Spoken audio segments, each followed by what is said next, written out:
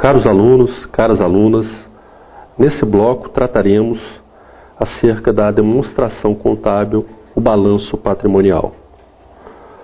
Como vimos no bloco anterior, as demonstrações contábeis, de acordo com a Lei 6.404 e com a Lei 11.638, são o balanço patrimonial, a demonstração do lucros ou prejuízos acumulados, a demonstração do resultado do exercício, demonstração dos fluxos de caixa e a demonstração do valor adicionado se a companhia for de capital aberto.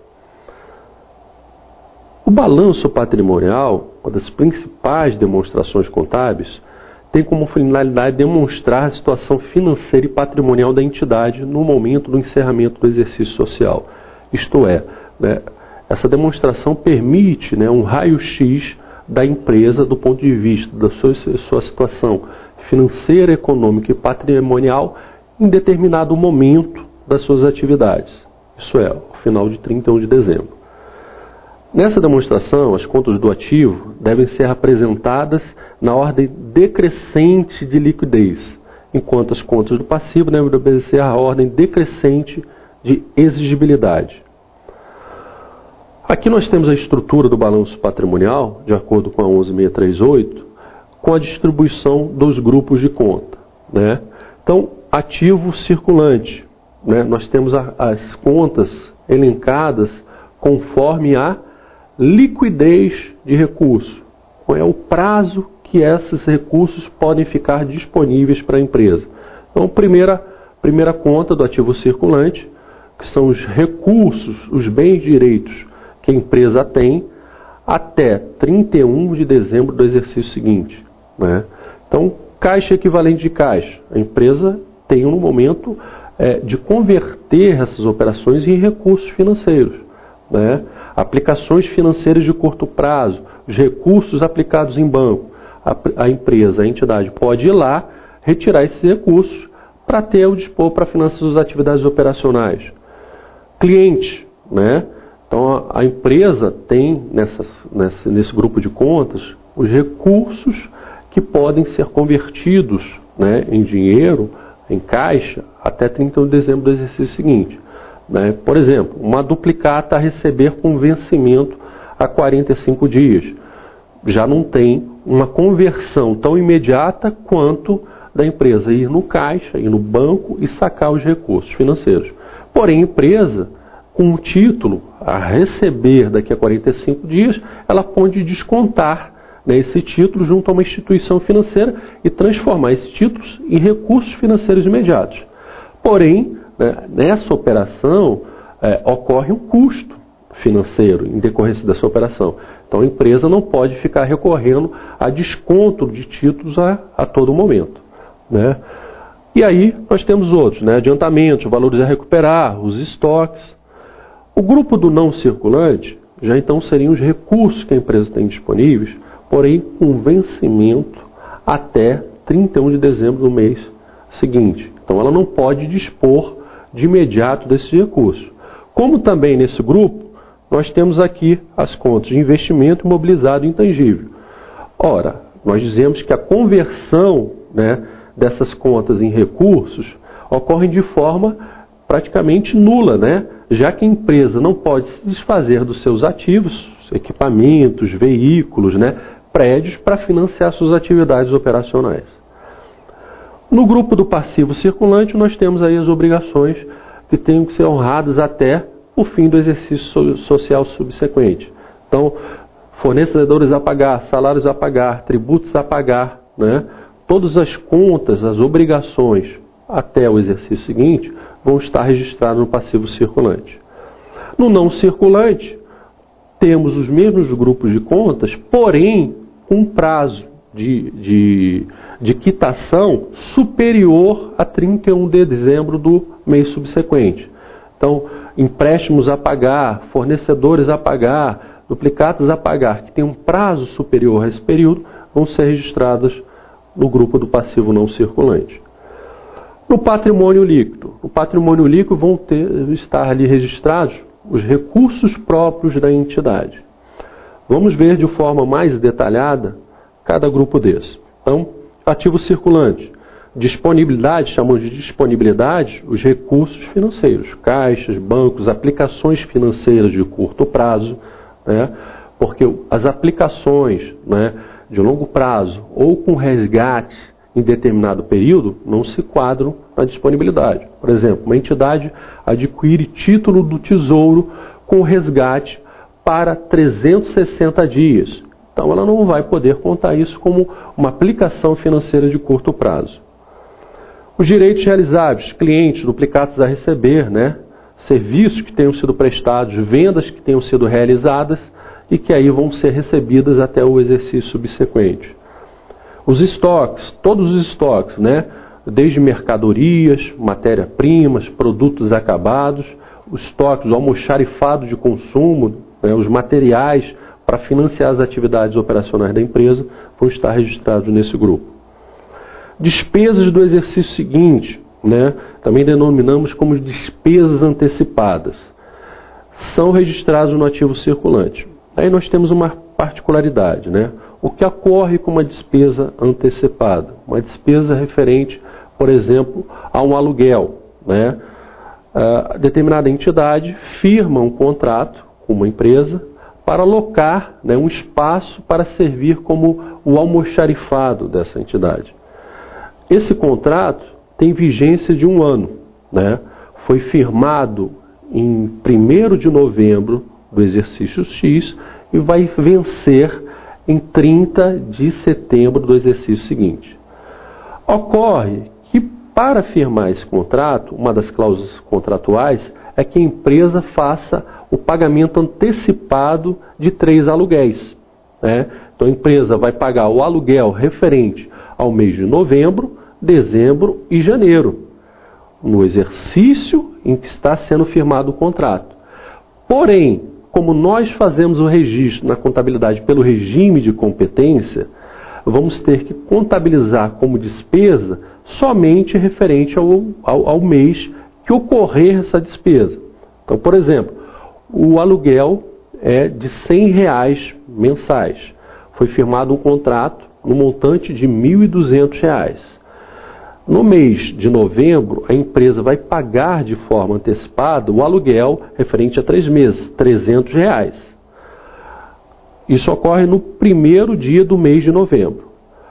Findado o mês de novembro, o que vai ser despesa do mês é só R$100, referente ao mês de novembro. Ao elaborar o balancete de dezembro, o que vai ser despesa de dezembro, somente R$100 referente a esse mês. Então, essa despesa que ocorre de forma antecipada, ela só vai ser registrada como despesa do mês, uma despesa operacional, quando findado esse mês. Okay? Isso ocorre com outros tipos de despesas também.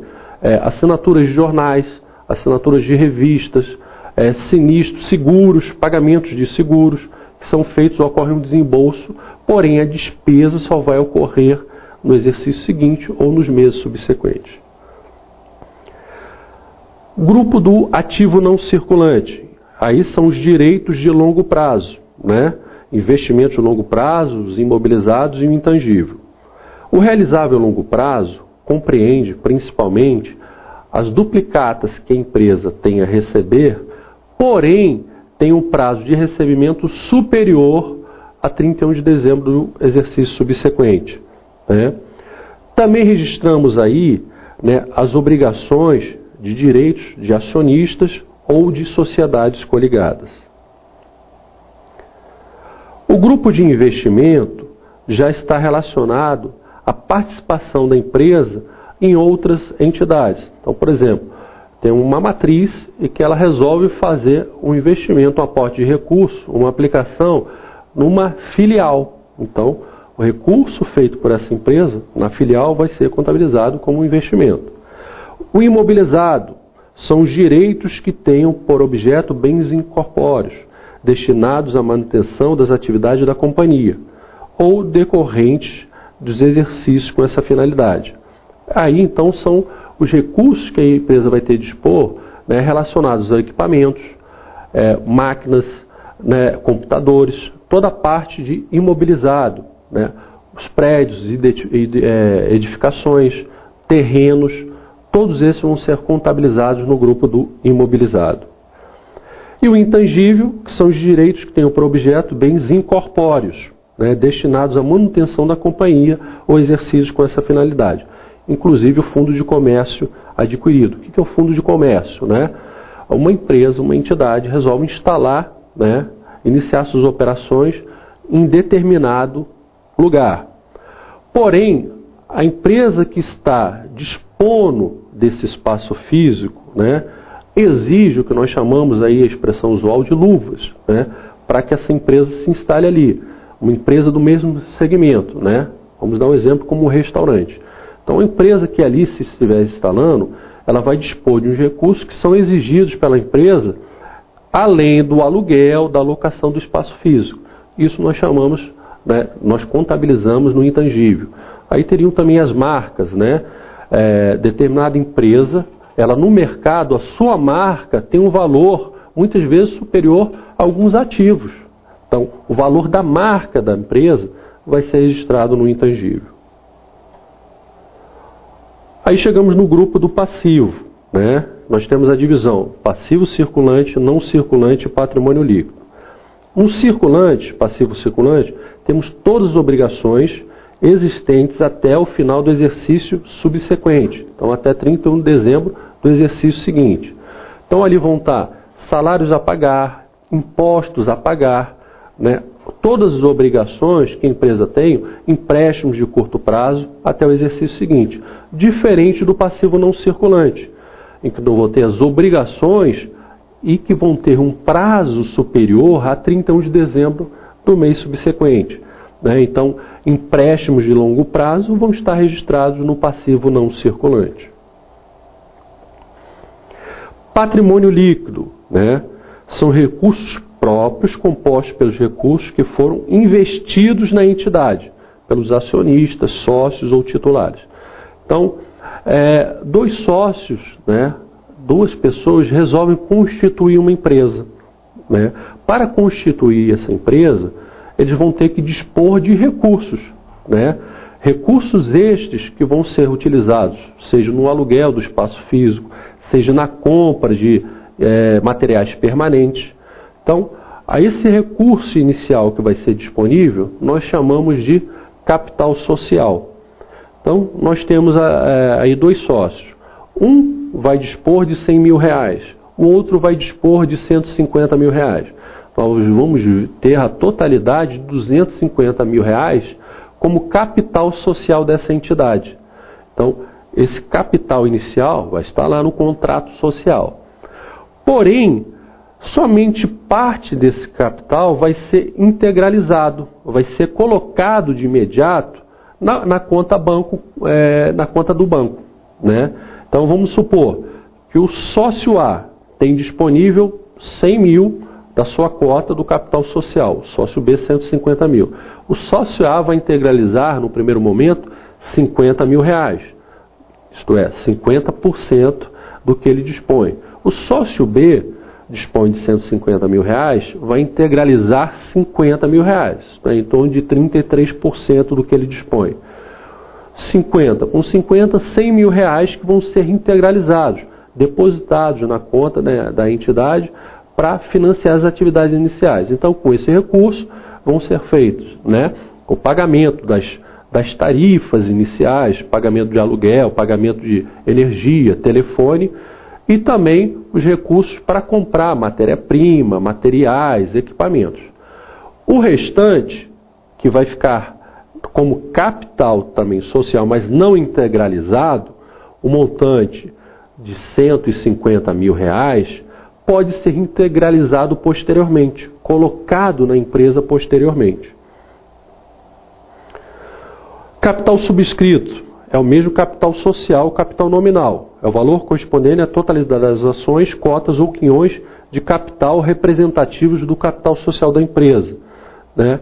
Então, aquilo que foi dito anteriormente, enquanto não totalmente integralizado pelo sócio, o capital subscrito admite uma conta retificadora.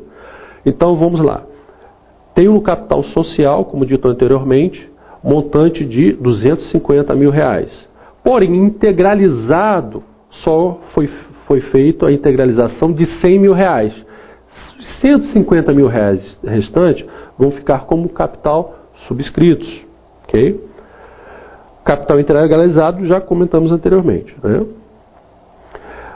Aí, nesses dois elementos de conta, reserva de capital e ajustes da avaliação patrimonial, são contas que vão estar, principalmente a de avaliação patrimonial, com o intuito de retificar uma avaliação, né, ou uma reavaliação que foi feita nos ativos da entidade.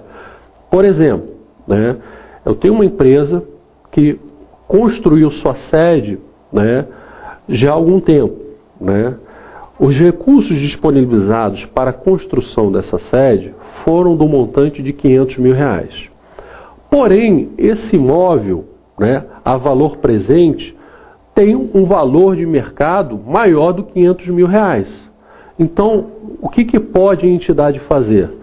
Solicitar, né, um laudo pericial de uma empresa especializada, numa empresa de engenharia, por exemplo, para fazer a reavaliação desse ativo, né? Então, ativo que foi, né, feito investimento no montante de R$500 mil e hoje esteja avaliado em R$900 mil, nós temos aí uma diferença de R$400 mil que devem ser registrados por conta dessa reavaliação. E aí vão ser contabilizados como ajuste de avaliação patrimonial, né?